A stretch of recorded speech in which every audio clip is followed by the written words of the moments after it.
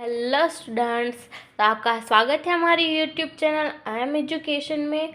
और आज हम डिस्कस करने वाले हैं एमकॉम से 1 का जो हमारा सब्जेक्ट है बीआरएम, उसका जो चैप्टर है measures of central tendency and dispersion. आज हम उसका कंप्लीट सॉल्यूशन करने वाले हैं और ये इस चैप्टर का 3rd वीडियो है। तो मेक श्योर कि आप पहले 2 वीडियो अभी तक आपने चेकआउट नहीं किए तो आप पहले 2 वीडियो देखें ताकि आपको ये सम और भी आसानी से समझ में आए और आपको ये पूरा इजी लगे। तो मेक श्योर कि आप पहले 2 वीडियो देखें। और अभी आप वीडियो देख रहे हैं और अभी तक आपने हमारे चैनल को सब्सक्राइब नहीं किया तो मेक श्योर कि आप सब्सक्राइब करें और बाजू में जो बेल आइकन आएगा उसको प्रेस करें ताकि आपको हर नए वीडियो की नोटिफिकेशन आपको सबसे पहले मिले। तो आइए स्टार्ट करते हैं हम ये सम का सॉल्यूशन। तो आज हम गुजरात यूनिवर्सिटी 2019 में जो सम पूछा गया था हमें उसका आज हम कंप्लीट सॉल्यूशन करने वाले हैं। तो मेक श्योर कि आप वीडियो पूरा देखें ताकि आपको इसका पूरा सॉल्यूशन मिल सके और आपको ये सम आ सके। तो आइए स्टार्ट करते हैं हमारा सॉल्यूशन। तो हमें यहाँ पे दिया गया है Q1 जो कि हमारा 185.92।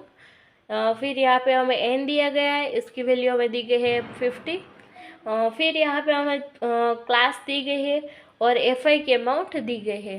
तो यहाँ पे हमें क्लास की जो वैल्यू है वो हमें दी गई है 101 to 150, 151 to 200, 201 to 250, 251 to 300 और 301 to 350। और यहाँ पे हमें FI की जो वैल्यू है वो दी गई है। तो 4 दी गई है, यहाँ पे A दी गई है, 18 है, B है और 5 है। तो यहाँ पे हमें A और B की जो वैल्यू है वो हमें फाइंड करनी होगी। तो यहाँ पे जो हमारा क्लास दिया गया है तो यहाँ पे हमारा जो क्लास है उसकी जो अमाउंट है वो हमें यहाँ पे सेम नहीं दी गई। तो यहाँ पे 150 ये एंड होता है और यहाँ पे 151 से स्टार्ट होता है। तो यहाँ पे जो ये अमाउंट है वो हमें यहाँ पे सेम होनी चाहिए। तो ये दोनों भी सेम नहीं है, ये दोनों भी सेम नहीं है और ये दोनों भी सेम नहीं है। तो यहाँ पे पहले हमको ये जो अमाउंट है उसको हमें यहाँ पे सेम करना होगा। तो ये अमाउंट को हम सेम करने के लिए हम क्या करेंगे, तो अब पहले हम यहाँ पे लिखेंगे क्लास, फिर यहाँ पे 101 यहाँ पे हमें दिया गया है और यहाँ पे 150 दिया गया है। तो अब हम 101 में से 0.5 माइनस करेंगे और 150 में 0.5 प्लस करेंगे। इसी तरह से ये सब क्लास में हम पहले इन जो ये अमाउंट है उसमें से 0.5 माइनस करेंगे और दूसरी जो अमाउंट है उसमें से हम 0.5 प्लस करेंगे। तो यहाँ पे हम इसमें से 0.5 माइनस करते हैं तो हमारे यहाँ पे आंसर आएगा 100.5 और यहाँ पे हमें जो 0.5 है वो प्लस करना है तो 150.5। अब यहाँ पे हम 0.5 माइनस करेंगे तो हमारा आंसर आएगा 150.5 और यहाँ पे प्लस करेंगे तो आंसर आएगा 205। इसी तरह से हम बाकी की जो क्लास है उसकी वैल्यू भी फाइंड आउट कर लेते हैं। तो 3rd की वैल्यू आएगी 200.5 और 250.5। इसके बाद की जो अमाउंट आएगी वो आएगी 250.5 और 300.5। फिर आएगा 300.5 टू 350.5।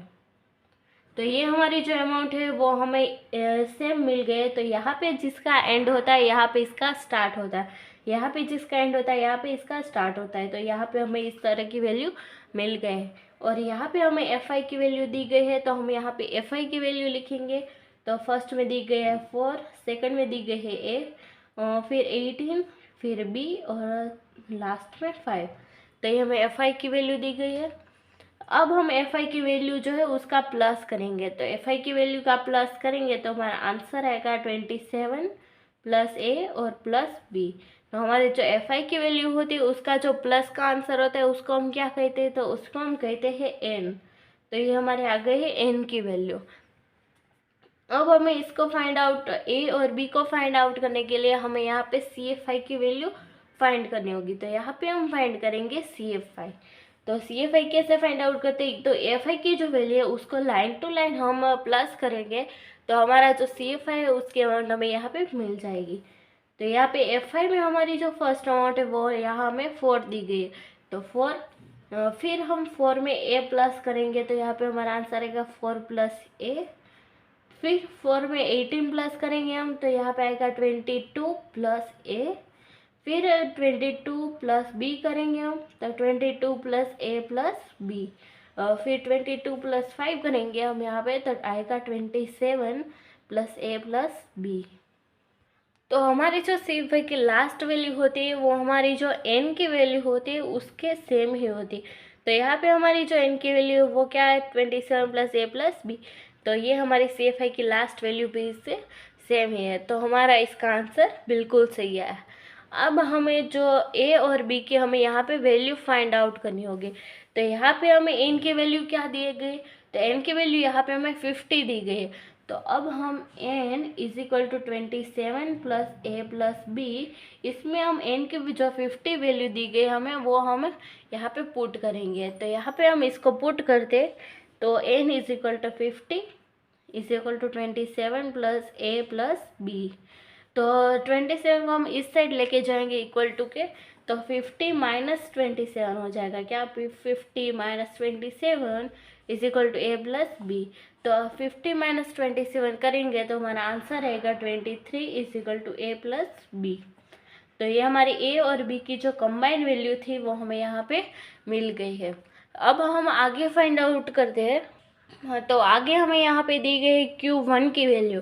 तो अब Q1 की जो वैल्यू है वो हम यहाँ पे फाइंड करते हैं।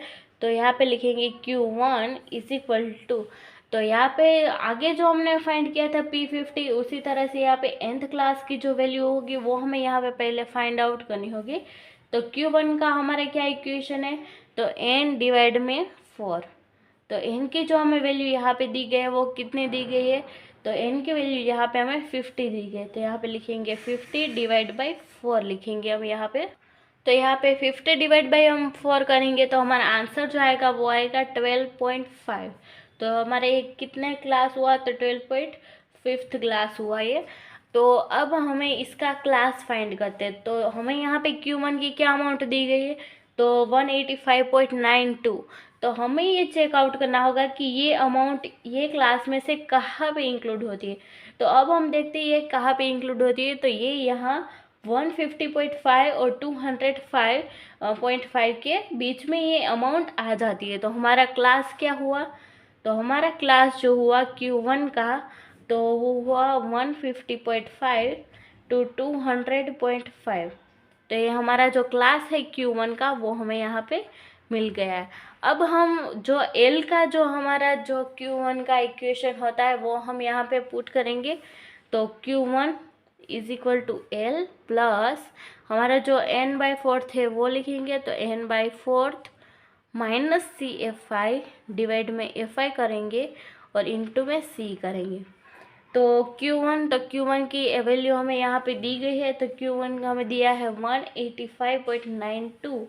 तो Q1 की अमाउंट हम यहाँ पे लिखेंगे 185.92 इज इक्वल टू L। तो L की वैल्यू हमें कहाँ से मिलेगी, तो हमारा जो ये क्लास हमने डिसाइड किया है उसकी जो लोअर क्लास है वो हमारा होगा L। तो यहाँ पे आएगा 150.5, क्योंकि ये हमारा लोअर क्लास है तो ये L की वैल्यू हमारी हो चुकी है। फिर हमें यहाँ पे n/4 की वैल्यू लिखनी है। तो n/4 हमने यहाँ पहले से ही फाइंड किया है, तो इसकी वैल्यू क्या आएगी 12.5। तो यहाँ पे लिखेंगे 12.5 माइनस CFI। तो CFI हमें कैसे मिलता है, तो हमारा जो क्लास है उसके ऊपर के क्लास का जो CFI है वो हमारा CFI कहलाता है। तो यहाँ पे क्लास हमारा 150.5 टू 200.5। तो हमारा ये क्लास हुआ 150.5 टू 200.5। तो इसके ऊपर का जो क्लास है उसका जो CFI है वो हमारा CFI हो गया। तो ये हमारा क्लास है, उसके ऊपर का ये क्लास हुआ और इसके सामने का जो CFI है वो क्या हुआ 4। तो यहाँ पे हमारा CFI आएगा 4। अब हमें FI की वैल्यू लिखनी होगी। तो हमारे यहाँ पे जो FI की वैल्यू है वो हमारा जो क्लास हुआ 150.5 टू 200.5, उसके सामने जो अमाउंट है वो हमारा क्या हुआ, तो FI हुआ। तो सामने क्या है A हमें दिया हुआ है, तो ये हमारी FI की वैल्यू हो गई। तो यहाँ पे हम लिखेंगे A और इंटू में C क्या होगा, तो C हमारा जो भी क्लास है उन दोनों का जो डिफरेंस है वो हमें लिखना होगा। तो 150.5 to 200.5 इन दोनों का जो डिफरेंस है वो हमारा आएगा सी। तो सी हमारा डिफरेंस हुआ तो यहाँ पे आएगा 50। अब हम इसका सिंप्लीफिकेशन करते हैं तो 185.92, तो यहाँ पे 150.5 दिया है, प्लस में दिया है, तो इज इक्वल टू के इस साइड जाएगा तो ये क्या हो जाएगा, ये प्लस में है तो यहाँ पे आएगा तो माइनस हो जाएगा। तो यहाँ पे माइनस होगा 150.5 इज इक्वल टू 12.5 माइनस 4। यहाँ पे हम इसी तरह से जो है वो लिख देंगे यहाँ पे। अब हम 185.92 माइनस 150.5 माइनस करेंगे इसमें से, तो हमारा जो आंसर आएगा वो क्या आएगा, तो हमारा आंसर आएगा 35.42 आएगा। और यहाँ पे हमारा जो है 12.5 माइनस 4, यहाँ पे इंटू में 50 दिया है हमें, तो यहाँ पे जो 50 है उसको हटाने के लिए 50 को इन दोनों के साथ मल्टीप्लाई करना होगा। तो 50 को पहले मल्टीप्लाई करता है 12.5 से, तो हमारा जो अमाउंट आएगा वो आएगा 625। तो 625 हमारा अमाउंट आ गया। माइनस की साइन है यहाँ पे तो माइनस करेंगे। अब 50 को 4 से मल्टीप्लाई करते हैं तो हमारा जो आंसर आएगा वो आएगा 200 और डिवाइड में आएगा ए। अब यहाँ पे जो ए है वो हम इज इक्वल टू के इस साइड लेके जाएंगे, तो यहाँ पे डिवाइड में है तो इस साइड आएगा तो क्या हो जाएगा, मल्टीप्लाई में आ जाएगा। तो 35.42 ए इज इक्वल टू 625 माइनस 200 हम करेंगे तो हमारा आंसर आएगा 425। तो अब यहाँ हमें ए की वैल्यू हमें मिलने वाली है, तो ए इज इक्वल टू 425 और 35.42 यहाँ पे मल्टीप्लिकेशन में इस साइड आएगा तो हमारा क्या आ जाएगा, तो ये डिवाइड में आ जाएगा। तो 35.42 डिवाइड में, तो यहाँ पे ए इज इक्वल टू हम इसका डिवाइड करेंगे तो हमारा आंसर आएगा 11.99। ऑलमोस्ट ये 12 के इक्वल है, तो हम यहाँ पे 12 इसको कंसिडर करेंगे। तो यहाँ पे हमारी ए की वैल्यू है तो हमें वो मिल गई है, तो ए की वैल्यू हमें यहाँ पे मिली है 12। तो यहाँ पे हमें जो ए की वैल्यू मिली है 12, उसको हम अपने जो कंबाइंड वैल्यू मिली थी उसमें हम इसको पुट कर देंगे। तो यहाँ पे हमें क्या मिला था, तो a plus b is equal to 23 मिला था। तो अब हमें यहाँ पे a की वैल्यू मिल चुकी है तो a इज इक्वल टू 12 लेंगे हम यहाँ पे। तो a is equal to 12 plus b is equal to 23।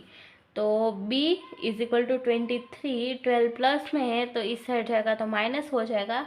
तो 23 माइनस 12, तो b की अमाउंट हमें यहाँ पे मिल जाएगी। तो 23 माइनस 12 हम यहाँ पे करेंगे तो हमारा आंसर आएगा 11। तो हमारी a और b की वैल्यू हमें यहाँ पे मिल गई है। तो इसी के साथ हमारा इसका सॉल्यूशन यहाँ पे ख़त्म होता है और a और b की जो वैल्यू है वो है हमारी 12 और 11। जो ये 23 होगा, इन दोनों का प्लस करेंगे हम तो 23 हमें यहाँ पे मिलेगा। तो गुजरात यूनिवर्सिटी 2019 में जो सम हमें पूछा गया था उसका आज हमने कंप्लीट सॉल्यूशन कर दिया है। तो अभी तक आपको ये सम का सॉल्यूशन अभी तक नहीं देखा तो आप अभी तक आपको कोई भी क्वेरी है तो वीडियो पूरा देखें ताकि आपको कोई भी क्वेरी हो तो वो सोल्व हो सके।